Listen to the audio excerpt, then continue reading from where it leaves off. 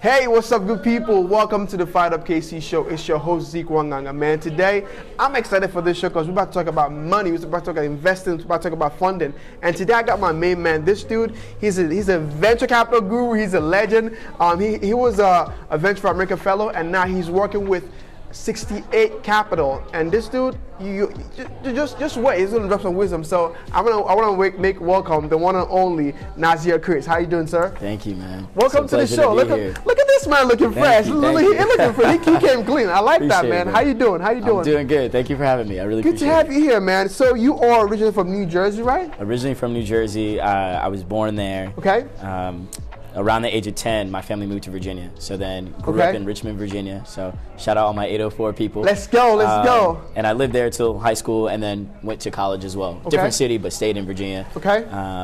So I went, all the way from age 10 through the rest of college and then kind of moved on from there. Dang, then you moved all the way from New Jersey, New York City to Kansas City in the Midwest. Yeah. Why that move, man? Yeah. So, I would say it's all about opportunity for me. So, I've been trying to think about where are the best places that I can be to be able to build myself into that future vision of myself. Exactly, right? yes. And so the move when I was a kid was because I was young. My parents got different jobs, so we moved to Virginia, went to school in Virginia, in-state tuition. I'm trying to get that cheapest price. Yep, you got to get that cheap. It's a good investment, trying to make that cheapest price. Yes.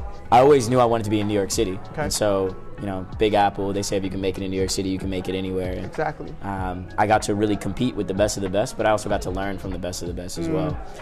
Coming to Kansas City was purely opportunistic. So I got the call from a world-class firm that's based here. They're called Firedup Capital. Okay. Very big firm. Lots of incredible kind of investments that they made over the years. Good track record. Yes. And they were like, "You want to come to Kansas City?" And I was like, "No." I didn't know anything about Kansas City. But I knew that the opportunity was really good, so I couldn't turn it down. Wow, man! Welcome to KC. It's an honor to have you here, man. Dude, like when I see what you're doing, when I see your articles, I'm like a young guy making it happen. Yo, that's the dream, right? Now, give us a backtrack, right? How did you get into venture capital, and what was the reason for you? Why did you get into venture capital? Yeah, that's a great question. So, background root of it is that I've always been interested in entrepreneurship. Yes. From a very early age, started building businesses, started networking with people, and really saw what building a successful business could do to change not only my legacy but my community, my future family, my current family. And so I've been able to kind of start and grow a company. My co-founder, we started a company in 2016, Mutabel Gouda. He is an incredible friend of mine, but also a business partner that is one of the smartest people I know. And so we built and scaled that business from 2016 to 2018. Okay. And so from there, I just kind of learned a lot about growing a business. I went to help some of my friends build businesses. I went to help kind of grow some other startups. Yes. Ended up landing at a startup in New York City. Okay. And we were raising some venture capital funding for the business. The CEO was. And so I got to support from a business operational side growing that company. Okay. I got very intrigued by VC, venture capital, and understanding, so you can give people money and you can kind of help them build their businesses. And I knew that's what I wanted to do. Exactly. Primarily for people that look like me. Yes. And then as I started researching and studying and seeing more and more, I realized there was a gap actually. People that look like us don't even know that access to that opportunity is there. And so my mission, sometime 2019, 2020 pivoted as I was like, I want to be a venture capitalist. And there was a lot of barriers, but I'm here now and I'm ready to kind of put in that work. Wow, man. I really acknowledge the fact that because, in the industry where you're at, like you said, there's not a lot of us in it, right? Where we don't even get to see what's happening in Wall Street, right? There's a whole bunch of money moving every single minute, every day, but we don't get a part of it. Now, as a young black man I'm not really informed on that sector, kind of tell us, like, what are the things we're missing out as a community that you think that if we were able to get access to more information, we would be able to get more?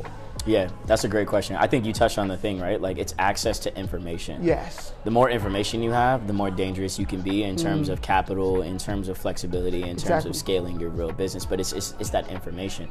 It hasn't been taught to us, right? So for one, it's not taught in schools. Yes.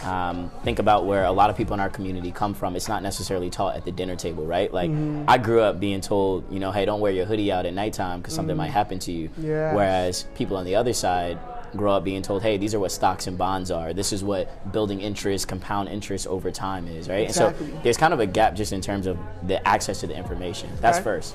The second thing is, if we did have access to the information, we'd be able to do a lot more, right? And so in the funding world broadly, there's something known as a family and friends round, where you want to start a company, you go to your family and friends, you start to pull some capital from them before you go to maybe a next stage investor. Well, a lot of our community isn't very wealthy, right? Lots of reasons for that, but a lot of our community isn't super wealthy, and so we can't have that friends and family round. So what do? We hustle. We kind of scrape to try to get those dollars where we can. And we build a business the best way we know how, but it's like not even knowing that if we tweaked a couple things, if we had more access to information, we could get a lot more money to be able to move our businesses faster, to be able to grow them faster. So that's what I think it is. I think namely, how do we get that access to information? Who do we go to for that information? And then once we have that information, how do we deploy that to be able to execute? You know what I'm saying? Yes. Now, let's dive a little bit deeper into the venture capital business, right? Now, you are working with 68 Capital, right? Yep. Now, with that, because I saw an article, they're giving out $20 million to black owners. Yeah. Talk a little bit about that. So that people kind of understand what's going on there. For sure. So it's more so, it's not necessarily giving out as it is investing and looking for a return, right? So venture capital is you go out and you raise funds either from high net worth individuals or institutions that have accumulated these funds either by pensions or endowments or things like that, right? A lot of big institutions will have alternative asset funds where they're looking to grow those funds with certain returns on an annual basis, right? So that's kind of the core of like how it works. They appoint then a fund manager who they feel is going to be successful in the market with sourcing good companies that are going to grow quickly, that are going to be able to return that funding that they're going to put in initially. So simple terms is, let's say I come across you, I see Firedup KC, and I'm like, I'm gonna put $100 in Firedup KC today, because you tell me I'm gonna grow this, I'm gonna have 1,000 audience members in the next couple weeks, and when I do that, I'm gonna have brand sponsorships that are paying me $100 a month. Right? So I pay you $100 today to help maybe get some camera equipment, some microphone equipment, things like that, and I ask you for equity in your business, right? And so as your business value continues to increase, that equity value continues to increase, right? And so let's say one day, Joe Rogan comes to you and he's like, I want to buy Firedup KC for X amount of price, right? He's going to look at the total ownership that you have, and then when he buys you out, I get a piece of that, right? So you see, so it's like I started with $100, but if he buys you for $100,000 and I got 20% of the business, my $100 now turns into $20,000. There's other nuances, but you know what I mean? So that's how it works. And with 68, so I didn't found 68. It was founded by an incredible woman named Kelly Jones. She's a serial entrepreneur. She has incredible experience. And then also a co-founder named Paul Eilinger, who is also a serial entrepreneur. He also spent some time at a venture capital firm. So they built it. And the whole idea is they raised this $20 million fund to go invest in undercapitalized founders. Black, brown, women, LGBTQ, people that normally, like I said, aren't in these networks, aren't having these conversations, don't have access to the information, so they're missing out on the capital.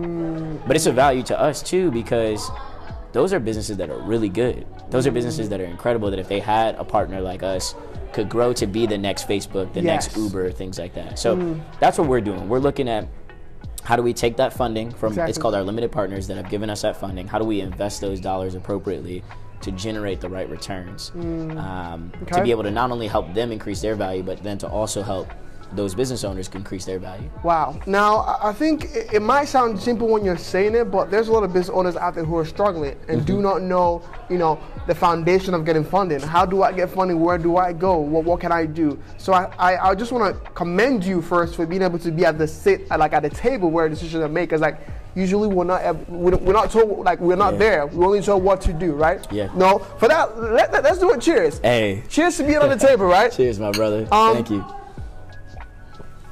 Now, on the flip side of things, right?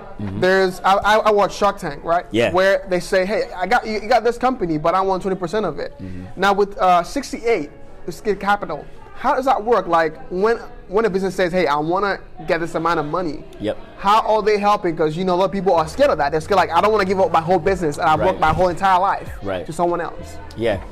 I think one thing too that you got to remember is that business is all about give and take, and you have to take risk, right?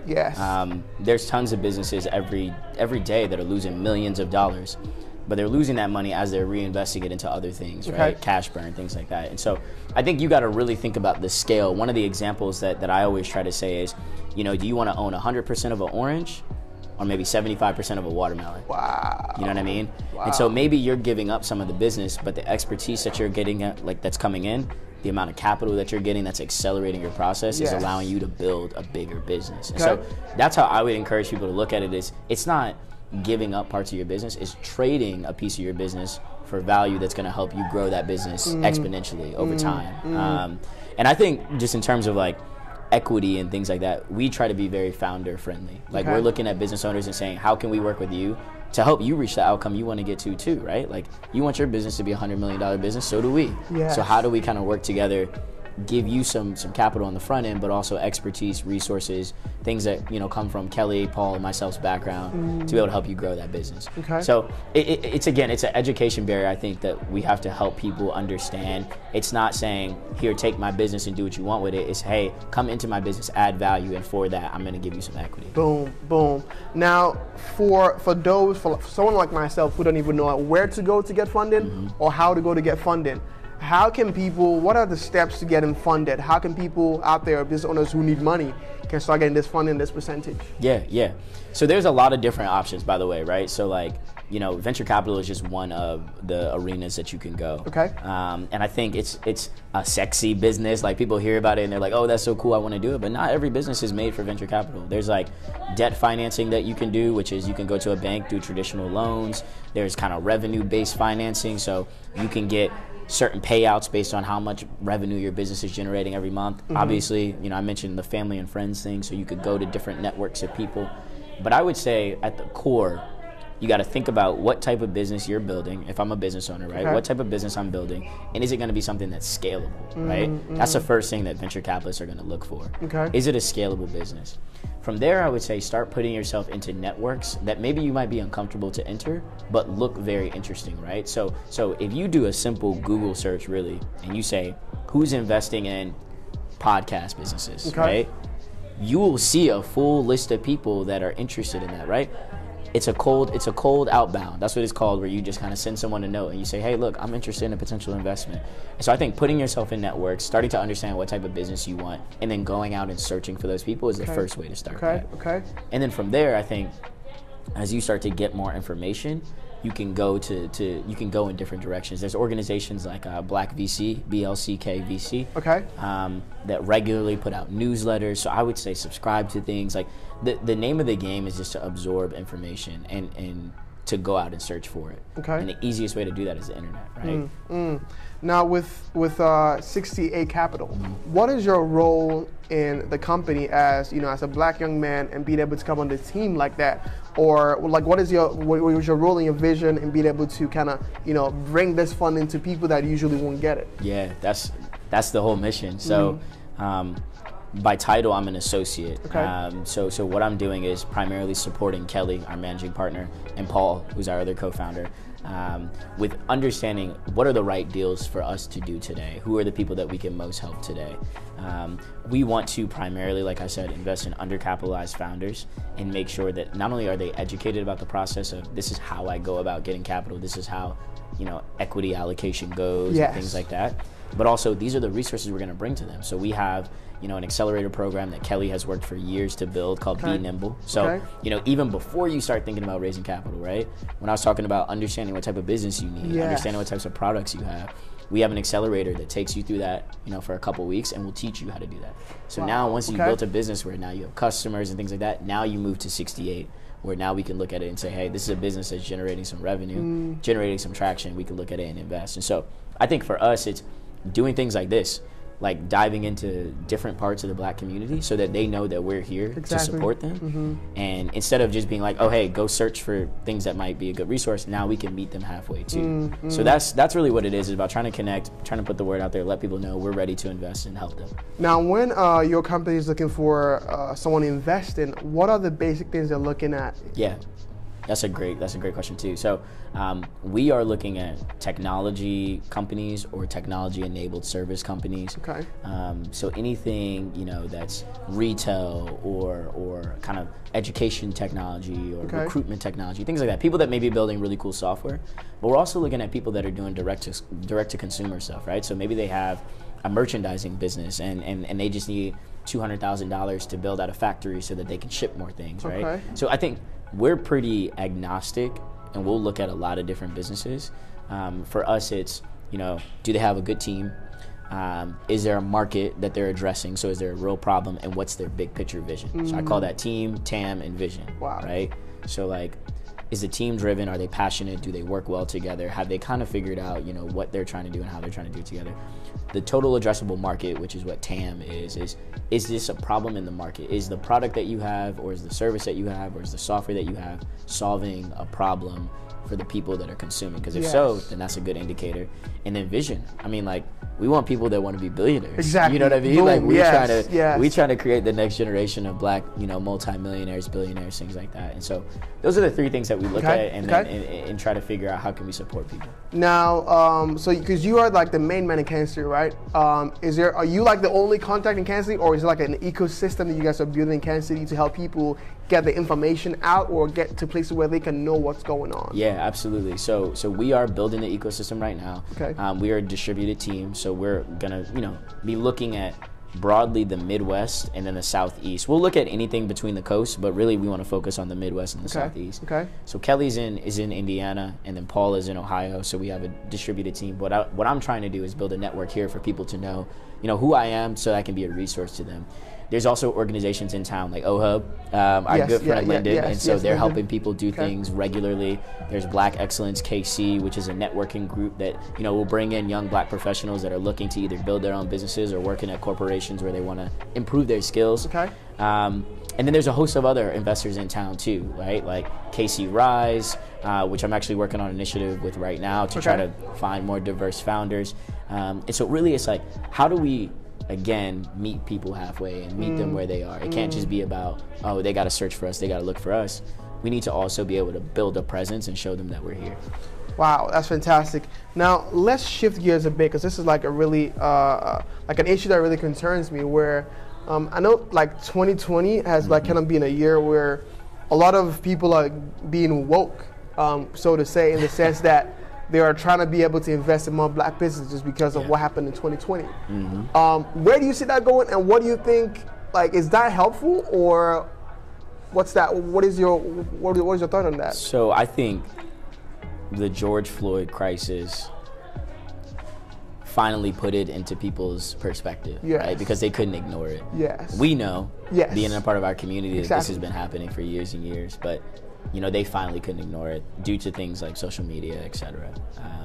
And so I think, one, there's been a very good response from the public. I think a lot of people, institutions, business people, things like that, are now saying, whoa, we want to help. I don't think that that's the only way to sustain that, though, right? Because after a time, they're going to go back to business as usual. Exactly. So I think it's up to people like myself, Kelly, Paul, there's a host of other investors in the network that look like the people they're trying to invest in. I'm a firm believer in, it's going to take people that look like the people that we're trying to invest in to actually change the ecosystem. And so what we're trying to do is build a sustainable model to show that not only is the black community, brown community, women, LGBTQ, not only are they all, completely capable of building great businesses, but they deserve to be invested in, right? And so that's how I look at it, is to continue with applying pressure on things that have happened like that and highlighting it. We have to have more people in those seats that look like us. And so 68 is taking a huge step towards that. And I think just broadly, like not like taking our foot off the gas. Like, it's great that Bank of America has built out this fund, and SoftBank now has there's a lot of big names that are saying we're dedicating money to diverse founders. Okay, I want to see that every year. I want to see that be like a renewing thing that happens every year. Because there's a lot of this woke culture that's going around where it's like, we know what's going on, but now a lot of people are realizing what's happening, right? But it's like, how long is this going to last, or is it going to continue? Because at a certain point we're going to be, what? The social media wave is over. Let's just go back to our shells, right? On the other end of things, right? And I really want to ask this in a way that, because I know that a lot of young people these days are going into entrepreneurship, like yourself. Like, what do you think when it comes to either education or exposure that should be done to help to produce more people like yourself who are more vision-driven, or not more like them just get this degree and get this job? Right? What do you think needs to be done, or is it just a personal thing, or what do you think? Yeah, that's a good question. I mean, so I couldn't say that everyone's going to be like me, right? Everyone has their own path for how they do things. Everyone has different skills and things that are their superpowers and things that are their weaknesses. And so I think everyone figures it out differently. I think broadly, though, people in our community specifically have to be exposed to different things. We don't get enough exposure. Growing up, like, I really only saw athletes and, like, drug dealers. Rappers, right? As well. You know like, what I mean? Yes. And so it's like, I didn't even know what was out there until I opened a book, or until, and I attribute a lot of the education that I've gotten from mentors, people that saw that I wanted more out of life and were doing things that I had no idea about. I mean, one of my greatest mentors, his name's Jared Walker.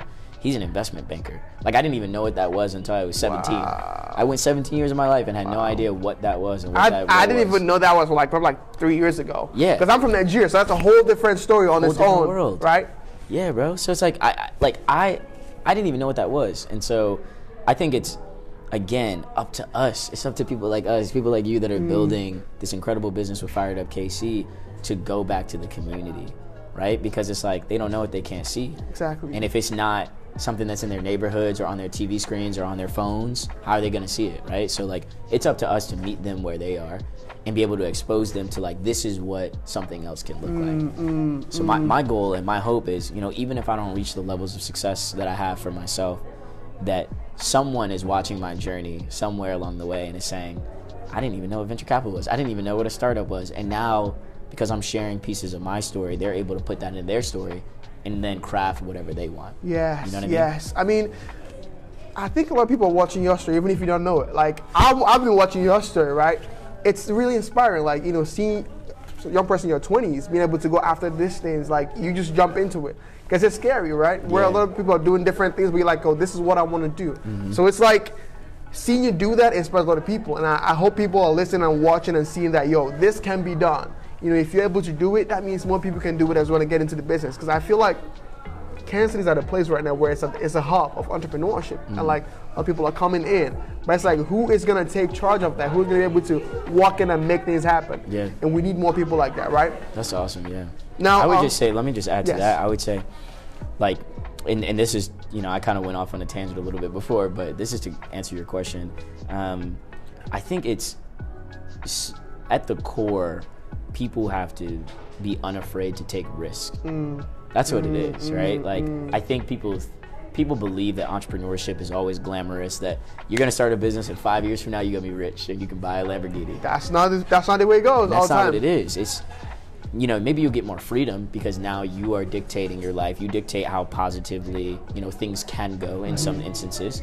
And you have a little bit of autonomy over creating systems to build out things, but it's hard. And it's like, the comfort of, I can have a 9 to 5 and I can just go to work and I can come home, works for a lot of people. But for people that know that they have more to offer life, I would say, be unafraid to take the risk, right? To risk we must, because the greatest hazard in life is to risk nothing at all. And I think that is where you truly, like, tap into the gift that you have to give to the world, and then can spread that to people.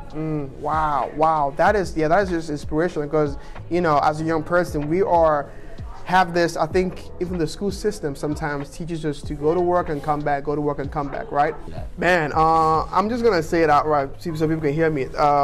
Nassir is smarter than me. I just want to say it. So people know. No. You just dropping bars, man. It just sometimes just be looking. I'm like, dang, that's a lot of information at once. But just to say, man, I'm excited to have you here. It's an honor to have you on the show. We're coming to the end of the show, but it's just phenomenal to see the right question, because I know you're going places. You're gonna be one of the big deals in the future. But it's something to meet you where you're at a point of making that huge decision, making the huge actions that are going to take you where you're going. So it's an honor. It's really an honor to sit here and drink wine with you, because in the future we're going to remember this and be like, yo, remember 5 years ago? But do you watch sports? Are you like a sports guy? Of course, yeah. You watch UFC and stuff like that? Yeah, I love sports, yeah. Are you going to watch the Jake Paul, Tyron Woodley fight this weekend? Man, I think I am, only because I think T Wood's going to knock him out, and I hope so. Jake Paul is...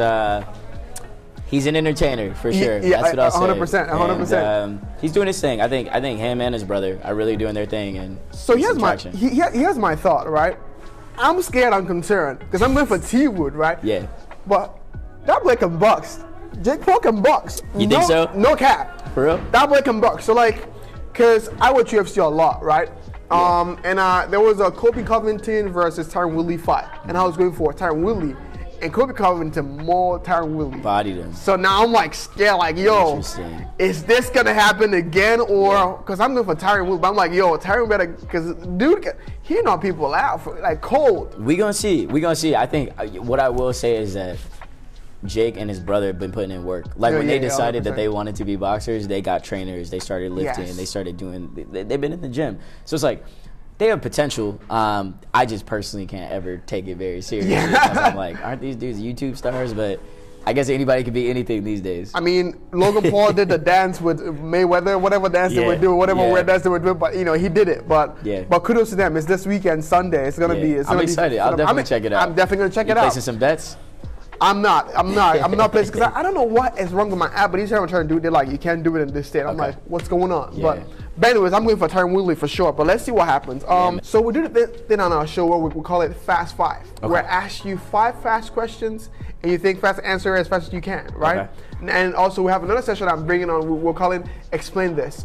So we're gonna bring up a picture of you, and you're gonna tell us what was going on in that picture. Okay. I wasn't able to get a lot of pictures, but the ones I got, I think they're pretty good. They're pretty explanatory. So So here we go. Are you ready? Let's do it. 5 fast questions. The first one is, who killed Tupac? We don't know. That was a trick question. Okay, what country is Austria in? Austria is a country. Oh, I told you guys, this boy's smart. He's smart. I told you guys. Who is Tesla's CEO? Elon Musk. Oh, jeez. Oh, I didn't even know why I remember. Why did I bring this question? Okay, this one's going to get you. Who is Royals coach? Oh, I don't know that. Yes. Boom. We got him for one. Who is Chiefs coach? Andy Reid. Oh yeah, okay, you got that one. Okay, those you did really good. You did 4 out of 5. I'll take it. You did really good. That's 90%. Yeah. You did really good. Now let's go to the session where I ask you what happened in this picture. You gotta explain yourself, right? Yo, what happened in this picture? We were going to. So I'm an Alpha fraternity, Phi Alpha Fraternity Incorporated, and we were going to an event that our brothers in Richmond were hosting. Okay. And so. That's my best friend, Malik Johnson. And then those lovely ladies are also all of our friends. That's Blair and Mariana. And they were friends of my other fraternity brother's ex. Okay. So we were all just pregame and having a good time. I don't want to say what I'm thinking about this picture, but I'm just going to keep it to myself. Because the thing like, it seems you guys are in like a closet, but I'm not going to say what I'm thinking. We were in the bathroom. We are taking mirror selfies in the bathroom. Okay, all right. I'm not going to say what I'm thinking, but cool. You guys are having a good time. It was fun, man. So for the next picture, explain what's happening in this picture. Yeah, so our fraternity chapter has an event every year that we call Stroll to the Polls. Okay. And it's a voter awareness program that we put on where we invite different sororities and organizations from across campus to stroll, like Alphas, and raise dollars and raise money, right? So we did that. That was a show. It was one of my favorite shows. We put together a routine that was like 16 minutes long. I mean, I was breathing heavy at the end, but it was I thought you guys were doing kung fu, because that's a kung fu move. That's Tai Chi right there. That's that move that Jet Li he beat. Hey, watch out, man. Jackie Chan with that. That's kung fu, right? That's.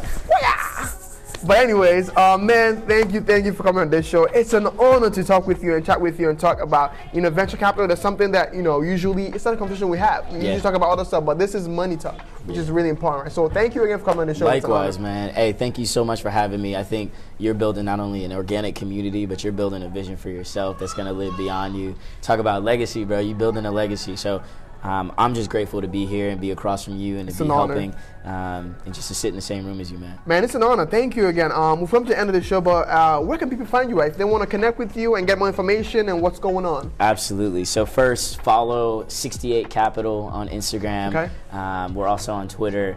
At Nassir Criss is my personal handle. Same handle across all social media: Facebook, LinkedIn, Twitter, Instagram. And then, if you reach out to me and DM me or send me a note, I'm happy to always respond. Fantastic. Yeah, well, as you said, we're going to put the link in. We're going to put his social media so you can reach out to him and get the info you need. But for now, it's the end of the show. I don't want it to end, but yo, it's coming to the end of the show. And thank you guys for watching today. It's your host, Zeke Wanganga, and this has been another awesome Firedup Casey episode. You can go to our website at firedupcasey.com to get info. You watch it on YouTube at Firedup Casey or listen to the podcast, but don't miss out. on our next episode because we're going to bring up more fire. Thank you guys. And for now, bye-bye. And, stay fired up. Stay fired up. Hey. All right. See you guys next time.